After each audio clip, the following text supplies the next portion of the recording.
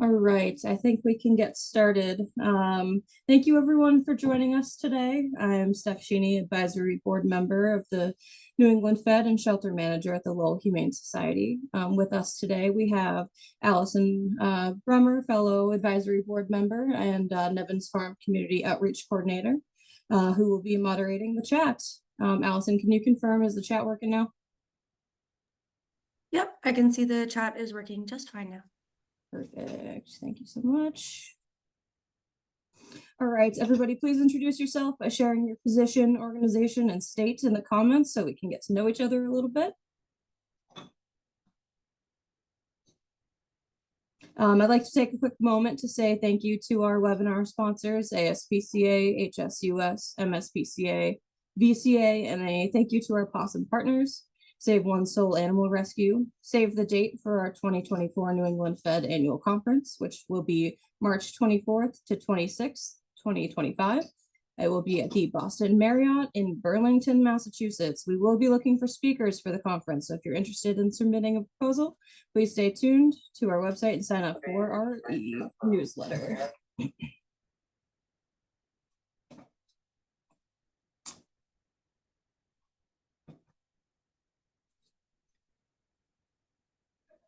Allison, are you able to share the link to the Fed in the chat?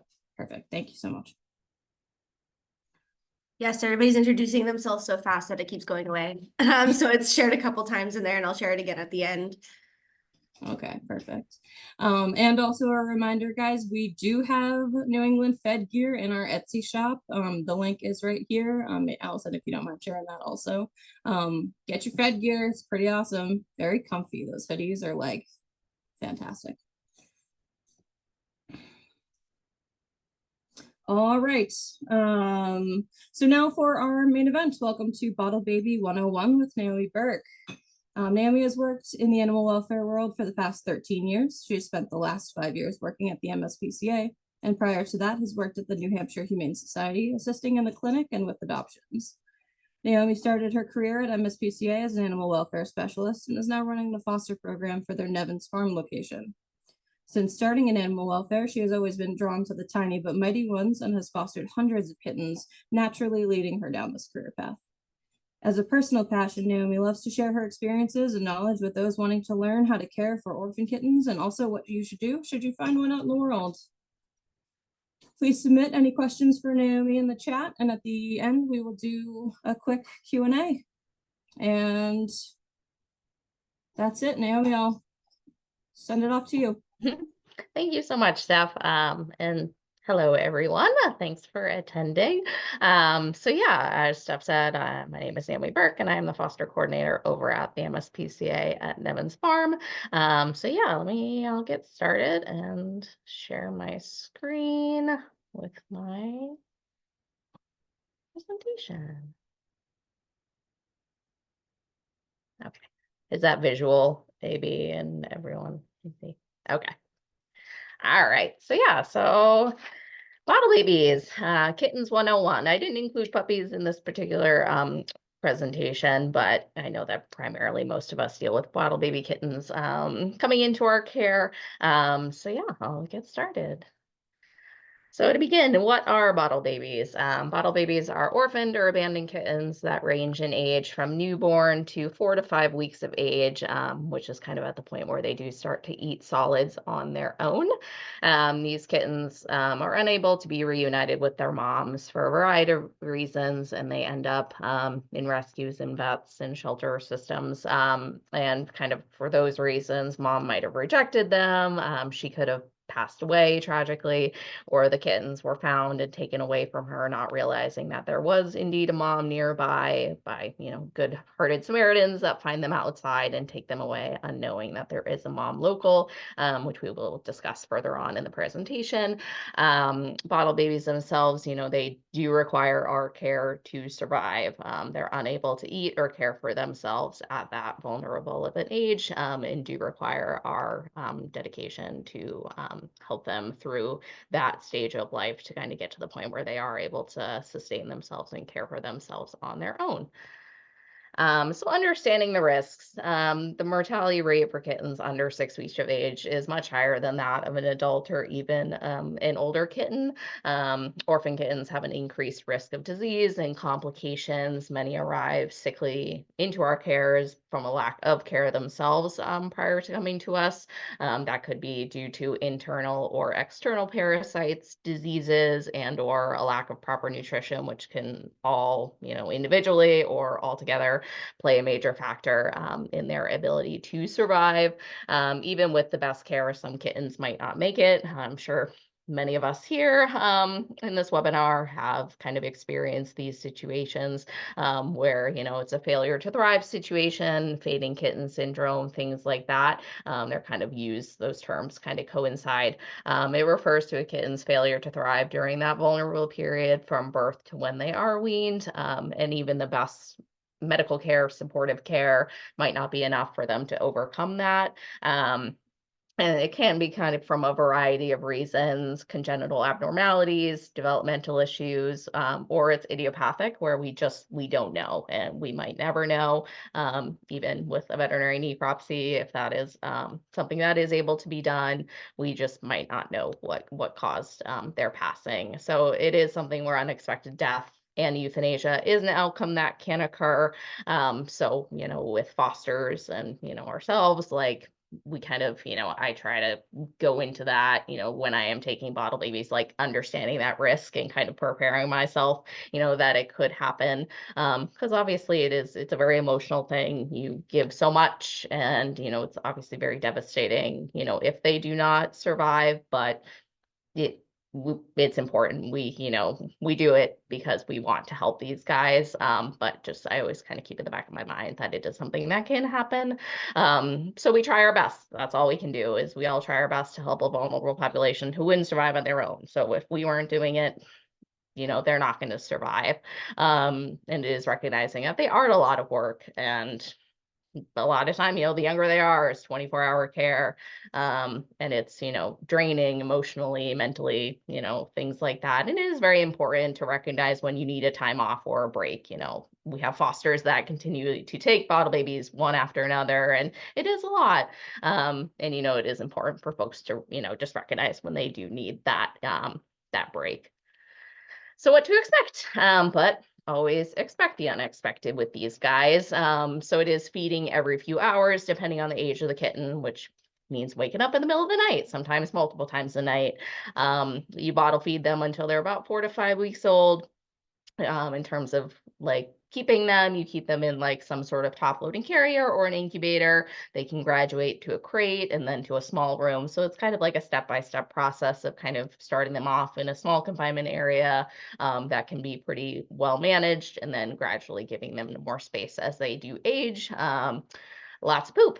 So that comes with the territory of bottle babies. There is poop all the time, sometimes everywhere. And just kind of recognizing that we need to have the ability to identify when medical care is needed, because diarrhea can spiral very quickly for these guys and it can be life-threatening.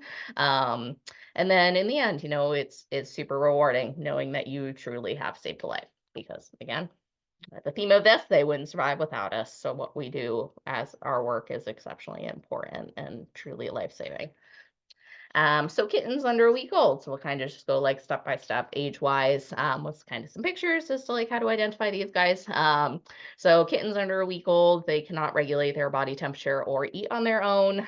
Visually, their eyes are shut, their ears are flat to their heads. Their skin can kind of look a little bit pinkish. Part of their umbilical cord might still be attached. Usually that falls off about 3 or so days post-birth. And then, they can pretty much fit in the palm of their hand. They might be a little bit smaller than your hand. And then 1 to 2 weeks old, kind of the same deal. They still cannot regulate their body temperature or eat on their own, but visually their eyes are beginning to open. That typically will happen between 7 to 10 days. Their ears are still pretty flat to their head. They're kind of like little like Dobby ears. And their tail typically kind of just sticks straight out. They are starting to become a little bit more mobile, starting to kind of crawl around. I kind of say they like worm around and kind of just like wheel around to navigate their little world. And then in terms of their teeth, you can kind of see their deciduous incisors, the small teeth at the front begin to start kind of coming in. So if you look in their mouths, you can kind of age them sometimes too by the way that their teeth are presenting. And then 3 weeks old, again, still cannot eat on their own and are still requiring to some degree the bottle. Their eyes are fully open at this point. Their ears are starting to perk up a lot more. They're starting to actually look more like a cat. And their tails are starting to kind of come up a little bit more as well. They're starting to walk around. They're still going to be a little bit wobbly. I kind of just describe them as a little bit drunk. They just kind of bobble around, but they're working on their coordination.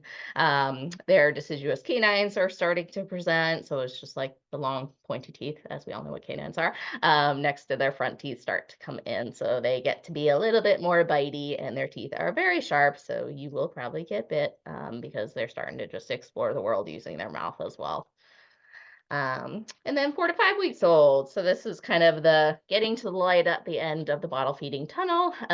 They start to wean onto kitten food and start to use their litter box and start to explore all of that. A lot of it is instinctual, but we do, they need our help too a lot of the times to kind of, supplement being a mom and kind of show them that stage of life. Their eyes are beginning to change colors. Typically, they start off mostly blue, so they end up typically at this age starting to shift to green or kind of another color. Sometimes you'll get lucky and they stay blue. And then their deciduous premolars are starting to come in, the teeth located between the canines and the molars, kind of towards the back of their mouth a little bit more coming in. And then they start to get more engaged in their environment. They start to play a lot more. They start to explore. They will start to play kind of younger than this age, but this is kind of the age where they're really starting to engage with their surroundings. And so what do we need to supply for these guys? Warmth. So warmth is kind of step one a lot of times when these guys come into our care, because again, they're usually coming into us not in the best of shape. So they do require us to get them kind of up to appropriate temperature if they are cold or needing that supplemental warmth. So kittens under 4 weeks of age cannot regulate their body temperature on their own and do need supplemental warmth. Their temperature ranges of kind of where their environment has to stay at, given their age. From 0 to 2 weeks old is typically going to be 88 to 92 degrees Fahrenheit. And then from 2 to 4 weeks of age is typically going to be 80 degrees Fahrenheit. Warmth can be supplied in a few different ways, kind of depending on what resources are available to you. So most often, most people are going to be utilizing a carrier, some sort of warming disc to some degree. I personally, oftentimes are going to be using that top loading carrier with like a snuggle safe disc, which is pictured down there. So with those, you just kind of set up the crate. You have their reheating disc, which you can reheat as often as needed to maintain that ambient temperature in that spot. So typically I kind of set it up with a snuggle safe disc and then some soft blankets. You do want to have multiple layers of like a blanket, a baby blanket or something to kind of cover the snuggle safe disc. So that way the kittens, are not going to be like directly on top of it because they can overheat really quickly. But usually kind of at their age, they do have the ability to kind of wiggle away from the heat if they are getting a little bit too warm. So you don't want to have like the entire bottom of the carrier have a warming disc. You want to have it like on half of the side and then the other half not have that. So that way they can get away from any hot spots. And then I typically will kind of cover the carrier or like with like a towel or something just to kind of remove any like air draft from coming through or just kind of getting chilly. Obviously not covering the entire thing, but I cover like most of it just to kind of keep it kind of cocooned and kind of maintain some of that warmth in there. And then incubators. So I'm lucky in Nevins, I have a couple incubators kind of on hand. I don't use them too often, but they are nice if you do have the access to one, especially for those really critical cases where you need to have, like a very, like controlled environment where you do need to reheat, warm them back up. So they are amazing tools if they are accessible. They have the ability to have regulated temperature, humidity, oxygen flow. Every incubator is going to be a little bit different. So you should definitely read and follow the instructions on how to use the particular unit that you're utilizing, just because they can operate a little bit differently, but they are oftentimes very life-saving, especially for those like fresh out of the oven newborns that need need that control in order to, you know, reheat and warm back up appropriately. And then next, so elimination and hygiene. So bottle kittens require a lot of cleaning and a lot of our assistance with that part of things. So kittens under 4 weeks cannot go to the bathroom on their own. Normally mom is licking them to stimulate elimination. So before each feeding time, I'm typically going to use like a cotton pad or tissue to gently rub the genital anal area. I avoid using rough paper or hand towels. You want to very gently kind of stimulate and just kind of do like little circles kind of around that area. And often kittens are going to pee each time. They should poop once daily. Sometimes they can go like every day and a half, kind of depending on their age, but usually kind of once they get to a regular pattern, that's going to be the normal. And then once they're done, I pat the area dry with a soft towel. You want to keep an eye out for any like chafeness or rawness. So again, when you are stimulating them, you do want to use materials that are going to be as soft as possible to kind of avoid any of that chafing or rawness from happening.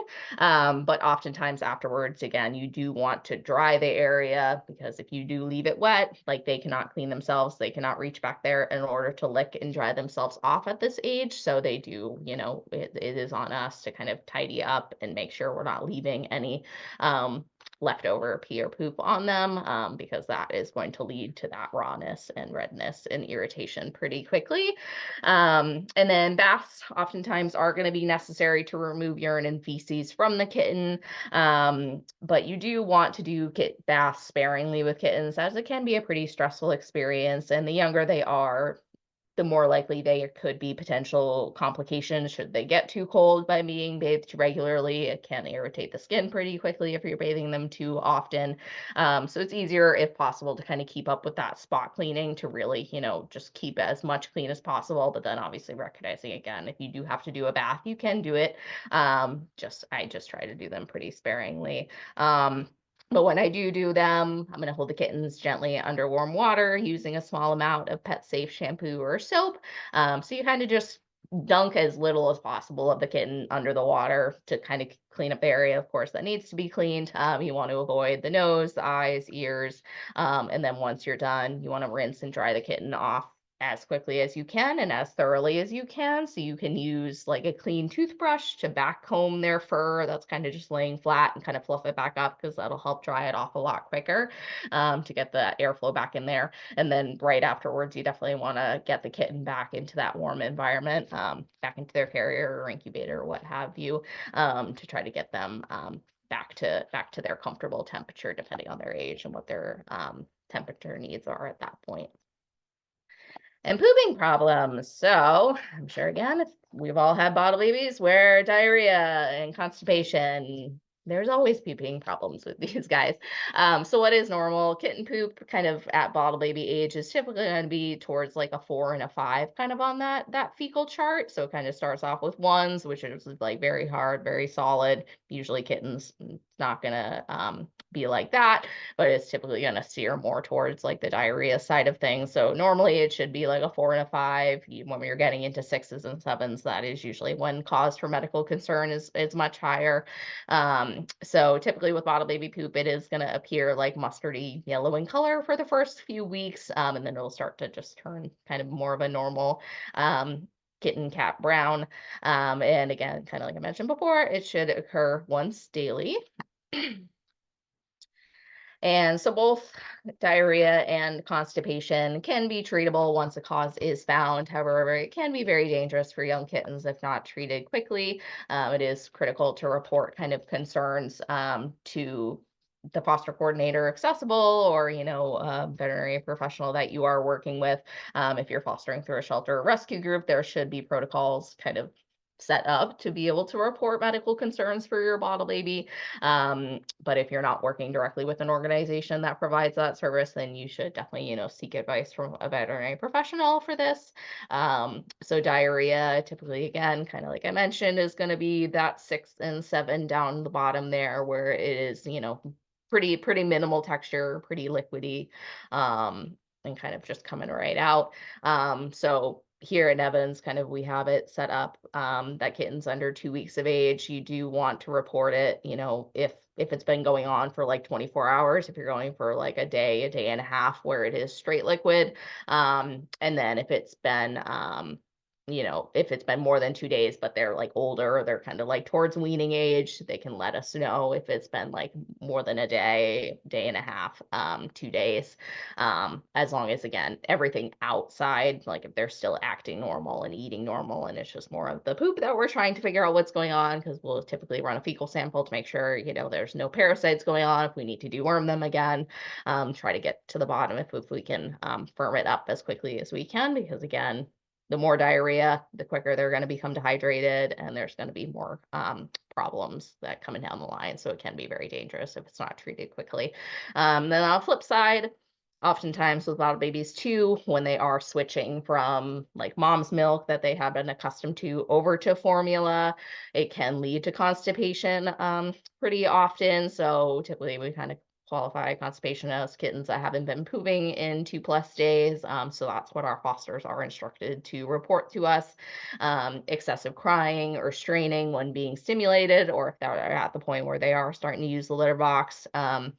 Their bellies appear to be bloated and their abdomen is firm to the touch. And you can kind of, you know, test that if you are holding the kitten and you very gently kind of squeeze their belly between 2 fingers, again, very gently, very, very gently, and they're like seemingly very uncomfortable. That's usually kind of a sign that something's going on in there. And again, we work with our vet team to get those guys looked at as soon as we can to, you know, try to figure out what's the next best steps to kind of help them through this little hiccup there. And then where the term bottle feeding comes from. So we need to obviously feed them. So feeding time can be really difficult, especially if they are, you know, brand new, they just come in, they're going to have to start, you know, bottle feeding as soon as possible. And it does take time, you know, for them to get used to it. They are used to mom's nipple. A bottle is much different and does take getting used to, and it takes troubleshooting and patience. So ideally on the picture on the right, that's kind of what feeding time should look like, but it does take some trial and error to get there. Kittens, you know, they're squirmy, they're loud, they're just wiggling around, they're just flailing their head because, you know, they're just used to, again, their mom's nipple, and this is definitely a different thing. So it does require our patience and problem solving to work through this big change, to get them used to it. And with that time and patience, you and your foster will grasp bottle feeding. They pick up on it, and usually it's kind of pretty easy after they do get the hang of it and their mouths get used to the new nipple. But kind of, especially at that beginning stage, it can be pretty frustrating. So kind of just takes that patience and time to just kind of work through it and get them through to the next side. And so for formula, there are different formulas kind of on the market. Typically, through my experience, it's often going to be utilizing KMR, and that's kind of what most of the time we are providing our fosters and what we get donated to our organization. So it comes in 2 different forms. It can come already pre-mixed in cans for formula, or it's going to be the powdered formula, which is the one on top, and then the cans on the bottom there in the picture. The powdered formula will keep much longer, but it does require mixing on our end, whereas the pre-mixed stuff, I just tend to just follow the instructions on the can and kind of how long you can keep it before it expires. But the powder is going to keep a lot longer. So typically when I'm making it up, it's going to be 1 part of the KMR powder to 2 parts water.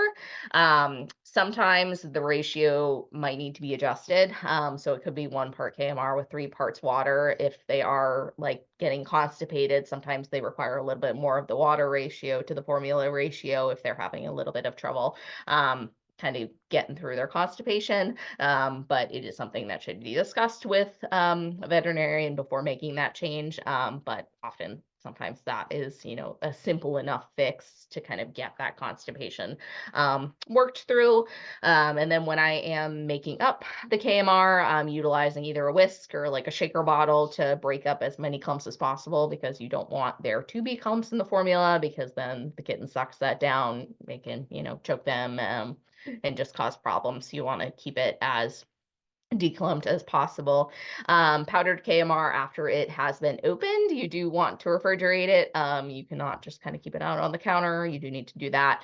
Oftentimes, again, there are instructions on the canister, but typically it's going to keep for 3 months in the fridge or 6 months if kept in the freezer. So whenever I open a new can, I just write in a Sharpie on top of it when I did open it. I have one in my freezer right now that I've had for a few months that I haven't thankfully needed it yet, but I have it in there just to have on hand. And then each time you are feeding the kitten, it is most ideal to be making formula each time.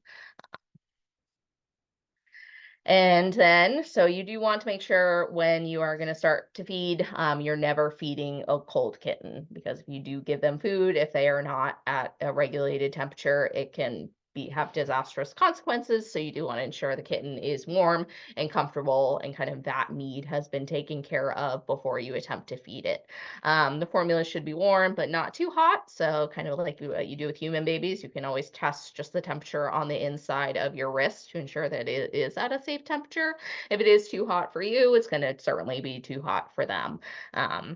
And formula itself can be heated by either zapping in the microwave for about 5 to 8 seconds, or what I typically like to do is just submerge the bottle in like a cup of hot water and just kind of let it sit there for like 20 seconds, and it kind of just like overall thoroughly will warm it up. And then again, I do test it on my wrist to make sure it feels good and it feels comfortable, because again, if it's too cold, they're probably also not really gonna happily enjoy it either. So I kind of try to strike the balance as much as I can at the right temperature. And then kind of to start, so preparing the nipple, if you are starting with a fresh bottle, the nipple that comes on the bottle most of the time that we get are not cut, so you will need to cut a hole in it yourself. The hole should be big enough that if you hold it upside down, the formula will drip out slowly, but not so big that it flows out freely. And when you are cutting it, you ideally, of course, want to use like scissors or something that is disinfected and sterile, not dirty scissors that you just have in your kitchen drawer. You definitely want to, utilize something clean and sterile in order to make that cut. And when you do cut it, you can cut the tip of the nipple off at an angle, or you can make an X-shaped cut. And then you'll need to cut it slightly larger as the kitten ages to increase the flow, because often, if it's not flowing comfortably or freely to the point that the kitten, when it's sucking, they'll get frustrated, and then they're just gonna like turn their head and be like, absolutely not, we're done with this. So you kind of have to, again, strike that balance to have the hole big enough that the kitten's, not going to be like just drowning in the milk, but also it's coming out fast enough that they're able to suck it down. But there is something called miracle nipples for anyone that's not familiar with them. Those are actually already pre-cut. So those are the nipples in the bottom image there. So those ones are kind of more shaped like mom's nipples, and just in the foster world, in the bottle baby world, I feel like they're pretty doted upon because they work pretty well. I feel like oftentimes there's less frustration on the kitten's end because they're more shaped appropriately than just kind of the standard bottle. But each kitten is an individual, so some, you'll find like the normal bottle nipples, some like the miracle nipples. So it really, again, just takes kind of trial and erroring. So I always like to have like nipple options on hand to be able to troubleshoot in the moment. And then the miracle nipples themselves, again, they do come pre-cut, but you can cut them shorter if the kitten's having difficult latching. Some of them, they're made with like longer tips, some have the shorter tips. So again, just all trial and error for those guys. And so yeah, next step here. So we should never be feeding a kitten on their stomach, or never on their back. You want to have it always on their stomach. Imagine kind of how their body looks like when they are nursing from their mom. So they're just belly, they're kind of straight out. And then you want to squeeze the bottle gently to push milk into the nipple. But you don't want to forcefully squeeze the bottle. Just because you don't want to end up just blasting them in the face with it, or causing them to aspirate or suck it down too fast. So you want to hold the bottle down at a downward angle. You gently put the nipple towards their mouth. Ideally, they should start to suckle and hopefully latch. So again, the dream is if they are suckling and latching immediately, you'll see kind of a U shape with their tongue, and sometimes their ears will start to wiggle. So that's like the gold aesthetic as to a kitten that is comfortably nursing, and bottle feeding is kind of that look about them. But again, typically that's not going to happen on the first try. But that's kind of when they get comfortable, that's usually kind of the visual that is indicating they're very comfortably feeding. So you don't want to squeeze the bottle too hard. You want to gently allow the kitten to pull and suck from the bottle and drink at its own pace as much as you possibly can. You can, squeeze out a few drops and like kind of put it around their mouth and kind of try to just get like the formula in somewhere in their mouth so they can kind of taste it and be like, oh, this is food. Because if they're just trying to feed off of a dry nipple, like they're not going to do anything. So sometimes it takes a little bit of encouragement there. But again, you do really want to just kind of let them go at their own pace because you don't want to force anything in there because they can choke pretty quickly. And again, name of the game is to have patience. You can, certainly seek advice from your foster contact or from a veterinarian if you do have concerns or frustrations, because it can be very frustrating and stressful in the moment, especially with really, really young kittens. You don't want them to go without meals as much as possible, but it can be very stressful in the moment when they are trying to get the hang of it. So again, but it is very important, of course, to not lose our patience because they can choke and they can aspirate pretty quickly if we are forcing them to eat and they're not comfortably doing it on their own just yet. So troubleshooting tips, again, don't force it in their mouth. What you can do kind of in the top image there is sometimes it does require just like the manipulation of our hands to kind of keep the kitten in a position, like kind of keeping their head firmly in place while placing the bottle towards their mouth. Sometimes they're just too wiggly and they need our guidance to locate the bottle because they're just kind of searching and scanning around because they might be able to smell it, but they can't, they don't have the coordination to like focus in and hone in on what's in front of their face. So sometimes they just need our guidance there to do that. If the kitten, again, is not latching or suckling, you can squirt a very small amount into its mouth, but you do want to make sure that that mouthful is swallowed before you are continuing. So what you can kind of see in the visual is she's putting her finger, like her index finger and her middle finger and her thumb kind of like around the kitten's head, but also at its throat. So if you kind of get your hand manipulation down, you can hold the kitten's head, but at the same time have your fingers on their throat. Way you can actually feel that they are swallowing their mouthful. So that's when you're going to know that they of course are getting the formula down. But you again want to make sure before you're putting anything in their mouth that they are swallowing that mouthful before continuing. And sometimes again, the materials you are using, so you can trial different bottle nipple types. You can also do a syringe with a nipple attached to the end versus a bottle. Some people have more success with that too, especially for really young guys. Like the kitten she's holding is barely like a week and a half old, and utilizing a syringe, they don't need as much formula in one feeding, so it's able to give you a very precise measurement of how much they are eating at each feeding by utilizing a syringe. And then, so too much formula given too quickly can cause the kitten to aspirate. And what's indicative of aspiration is you do start to see formula come out of the kitten's nose. So you want to stop feeding them immediately and tilt the kitten's head down to enable it to sneeze the formula out and just kind of try to clear their airways as much as possible. You can gently, wipe all the formula off their face. You do not want to resume feeding until you are certain that the kitten's nose is clear and they are back to breathing normally. If a kitten does aspirate more than twice, you want to, seek urgent veterinary care. However, you have established that for your kitten. Again, obviously taking into the account the kitten overall, that you just want to weigh that urgency. But again, you just want to keep a very close eye. And so that's why, again, having your fingers kind of around their throat like she's doing, you can really feel that they are swallowing and that they're not inhaling it and then causing themselves to aspirate. But again, by cutting the nipple the right way, not forcing it as much as possible, all those things, you can avoid aspiration. But that's, visually that is what's going to indicate that they are potentially aspirating is if you do start to see it come out of their nose or they seem like they are choking. So you just want to do it very methodically and very carefully when you are feeding them every time, especially during that beginning portion where they are getting used to the bottle. And then again, once they get the hang of it, it becomes a lot easier. So this is kind of the front end, but obviously this can happen every single time you bottle feed. So you do just want to be very observant and mindful when you are doing it. So weights and feeding charts. So with kittens, weighing them is just life-saving and exceptionally important. So typically kittens are going to drop weight the first 24 hours after birth. After the first day, they typically should gain around 10 to 15 grams per day. So there's the weight and feeding chart up top there, which kind of shows kind of the average weights, the average feedings, the average schedule, kind of based on the kitten's age. So it is most ideal if you can weigh the kittens at the same time each day, ideally in a bowl on a kitchen scale.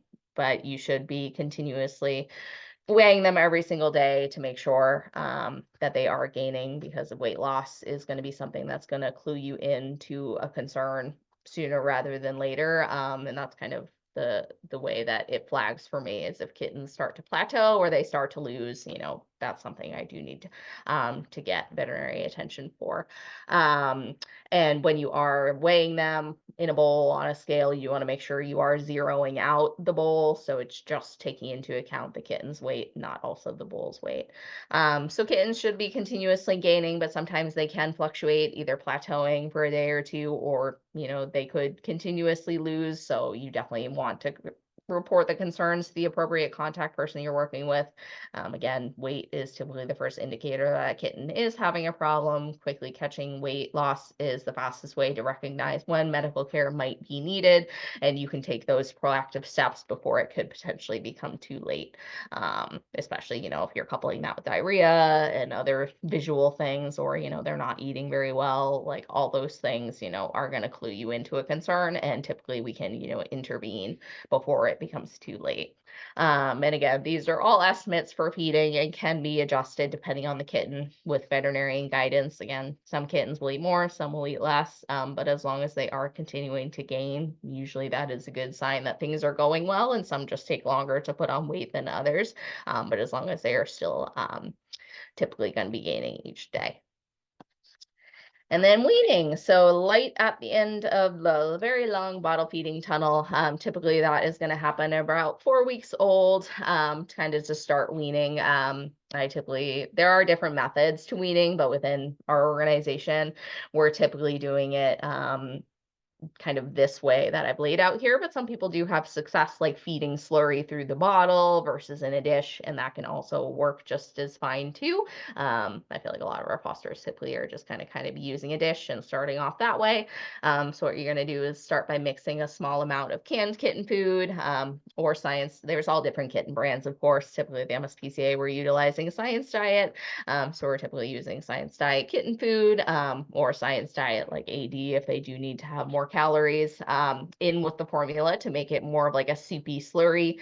You're going to want to start with mostly liquid and work your way up to more chunky, kind of just like slowly moving them over to a consistency that's going to be normal kitten food, but you definitely want to start with a ratio more so KMR with like a very hint of kitten food, and kind of just gradually move it over into the direction of being primarily kitten food. You're going to begin by feeding from a bowl. You want to make sure that the edges are not too sharp at all, because they are going to be using their mouths. They're going to be biting at the edge of that dish. They're going to be like licking the dish. They're going to be suckling on the dish. So you want to make sure you're using like a softer material, or one where there's not an edge that they could potentially cut themselves on. Sometimes you can utilize your fingers. So like, again, if they are still at the point where they're, of course, still bottle feeding, but they're starting to explore and suckle using their mouth, you can put a little bit of food on your finger, and you just put a few drops like towards their mouth. And typically they might latch onto your finger or start suckling on your finger, and you can kind of guide their head towards the bowl with your, usually still attached to your finger, down towards the bowl. And then sometimes just the motion of that and kind of just showing them where things are, that'll kind of help to kind of kickstart them into suckling out of the dish. But oftentimes they're just going to be fishing around. They're going to be stepping in the food. This is an exceptionally messy phase of the process because they're just going to be stepping in it and getting it all over the place. But if they are eating it, you know, obviously that's what we want, and you know, it just requires a little bit more care and cleaning at this point of the game. And then again, kind of like I said, you can gradually increase the ratio of canned food over time. But during this phase, it is really important to be watching out for diarrhea, because just by nature of weaning, you know, just the introduction of a new protein, a new type of food typically can cause for diarrhea. So you just want to keep a close eye on that throughout this time. You do want to ensure the kittens are actually eating, not just suckling on the food, because sometimes they're just going to be like rooting around in it and they're not actually swallowing it. So typically, because of that, you are going to need to continue to supplement with a bottle for a few days while the kitten figures it out. You need to definitely ensure that they are still getting full meals during this time. So, you know, certainly the best way to, you know, indicate that they might not be getting a full meal is if their weights are plateauing or they're losing weight. You know, that's going to clue us in that we need to support them a little bit more and keep doing bottle feeding, especially if you have multiple of them. Each kitten, again, is an individual. Some are going to pick up on it sooner than others. And then some might require a couple extra days of bottle feeding while they're figuring it out. So again, weight tracking is going to be your best friend here to, you know, figure all that out. And again, even more patience, name of the game. You are almost there at the end of the tunnel of the bottle feeding. And then litter box training. So again, this typically will start to happen at the exact same time as weaning. A lot of it is instinctual, but again, because there is not a mom involved for them to necessarily be watching, it's going to fall on us to maybe help them out with a little bit with that. So what you want to do is put a litter box in the crate with them. You can use pelleted litter or non-clumping clay litter. If you are using clay litter and that's what you have access to, you know, to start, you do want to monitor them really closely during that to ensure that they're not trying to eat it. For some reason, kittens really like to try to eat litter, you know, and that can certainly cause problem really quickly if they are eating too much of it. So if you do have concerns and, you know, they're just a little bit too curious about it, you can switch immediately to pelleted litter where, you know, they don't have the ability to chew it and swallow it. So it kind of just, again, takes a little bit of trial and error and kind of having some options on hand to make sure you're, you know, giving them as something that they're not potentially going to harm themselves with. And again, very important to use non-clumping versus the clumping that we typically are all using with like in our adult cats, because we're not dumping out litter every single day. Because if you are using clumping litter, they are eating it. It can potentially cause big problems inside if it's going to clump up in their stomachs. So you definitely want to ensure if you're going to use clay litter at all that you are using something that is not clumping, that cannot cause any extra harm if they do ingest a couple pieces of it. And then for the litter box itself, you can use a cardboard box. Typically, I like to use like the bottom case of like a wet food case because it has like really small edges so the kittens can easily get in and out of it. And it can also access or enable us to quickly and easily clean it up. Or you can use like a small plastic or like metal litter box, whatever. Again, like the sides need to obviously be short enough. That way the kittens can comfortably get in and out of it. Because if they can't get in it, then they're not going to use it. And then what you can also do is you can put like a soiled cotton ball or soiled tissue from when you had stimulated the kitten into the box. Sometimes just having kind of the smell about it can kind of help kickstart those instincts a little bit more.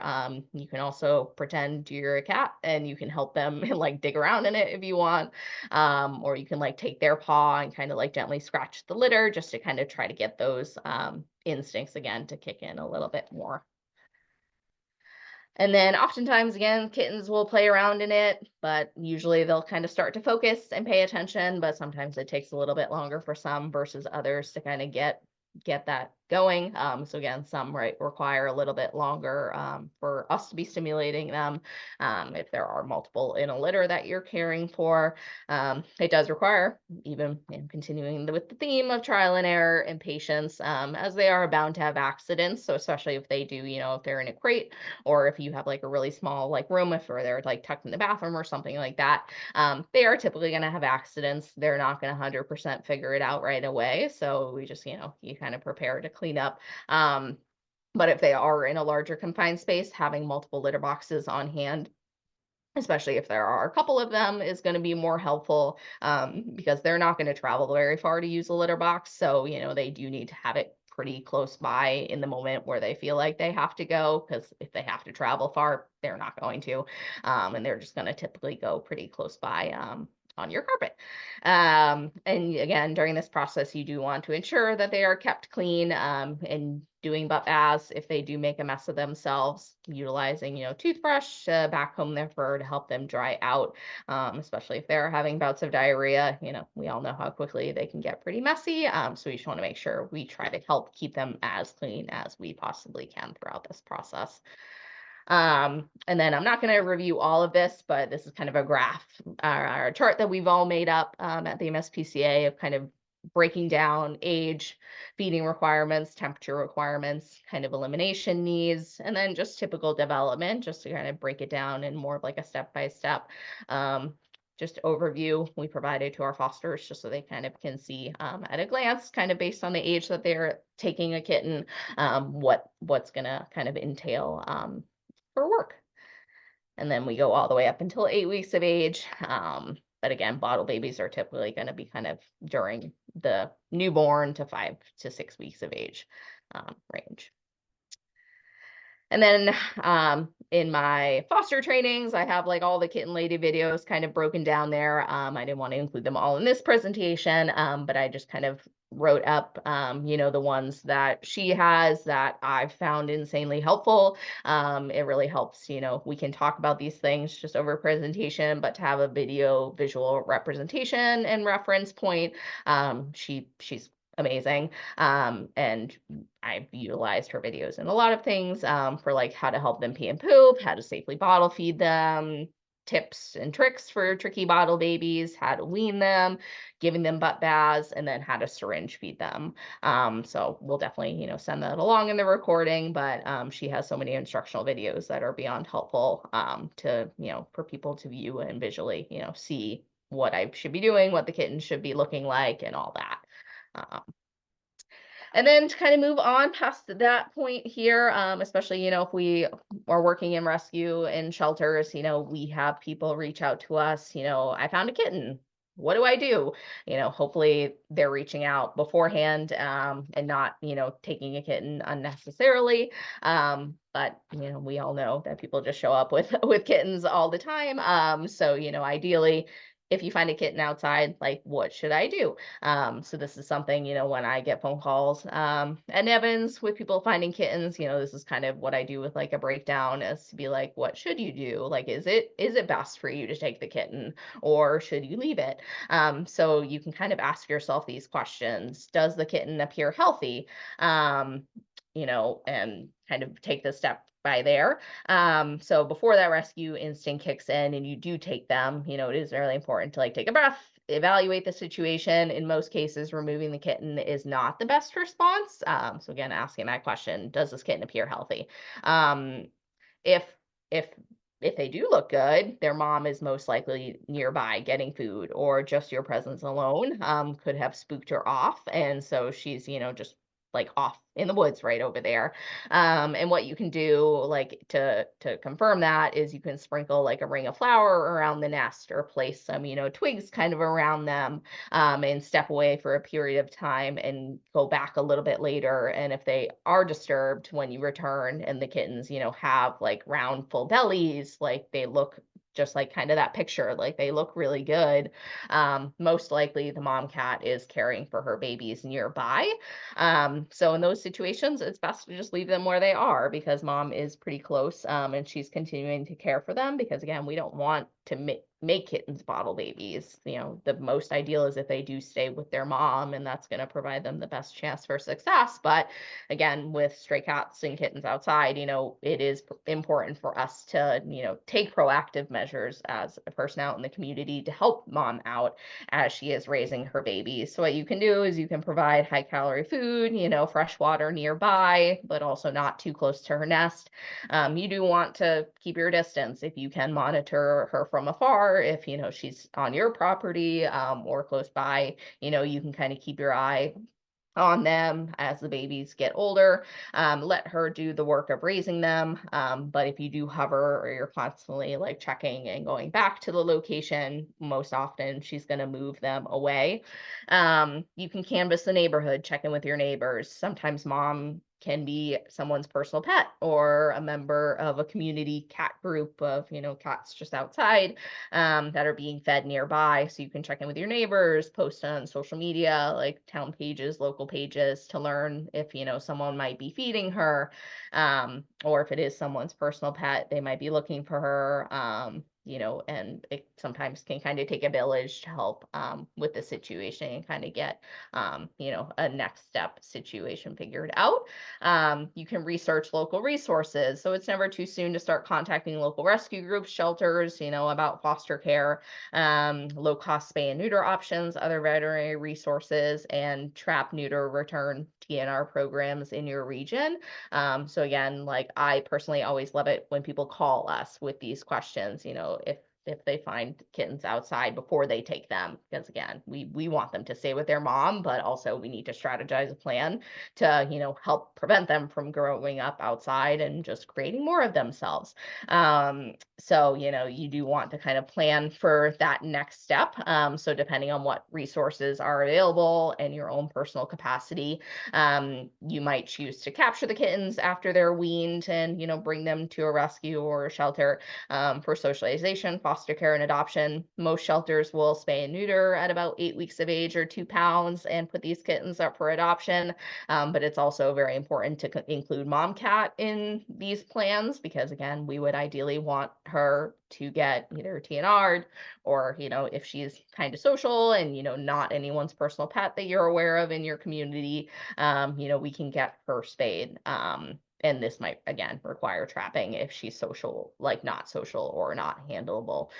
So again, that's why contacting these local resources, local shelters, local rescue organizations, you can kind of start a game plan for the situation and try to intervene. So we're not going to have more kittens outside. Naomi, I don't mean to interrupt. Oh, yeah. We are at 11:55. Oh, geez. Oh, yeah. Everybody's absolutely loving this presentation. There's been many a thank you. When I'll let you maybe wrap up. I do have a question in here for you. So yeah. All right. Well, this is just the last bit. So if the kitten is sick or injured, if they are truly abandoned, things like that, that is a situation where if you are in the position to take them into your care and get them into a rescue or a shelter, that's typically going to be the best step because kind of leaving them if they appear sick or cold or unresponsive, you do want to get them help because sometimes in those situations, leaving them where they are, or if they are like living in a dangerous area, getting them help is probably the best course of action. So again, contacting your local resources. And then kind of on the far side there, big picture, which kind of already talked about, trying to help spay and neuter that population that's outside where those kittens are coming from, which again, most local rescues and resource shelters can typically kind of help with that. So that was actually where I was done. So thank you all. So sorry, I didn't realize I was going that long. But yeah. I think we could all talk about kittens forever. That was really fantastic. Thank you so much. Of course. Luckily, we don't have many questions. It seemed like there was one question earlier just regarding the temperatures, but it seemed like you answered that maybe soon after, and they are resolved with that. But I do have a question from Liz. It's kind of a two-parter.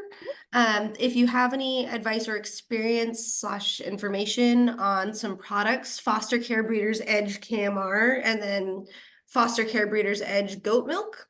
They're just wondering if there's anybody who's experienced like a noticeable difference in kitten health, body weight, condition, etc.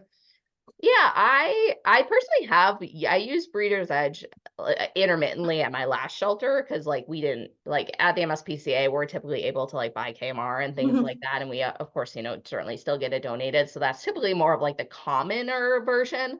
But I have used Breeder's Edge. I don't really have like I never used it enough where I personally like felt a noticeable difference, but I have heard of people that maybe have had some success with like less pooping problems on Breeder's Edge, but I personally can't speak to like, my personal experience with it, but that's what I've kind of heard throughout it.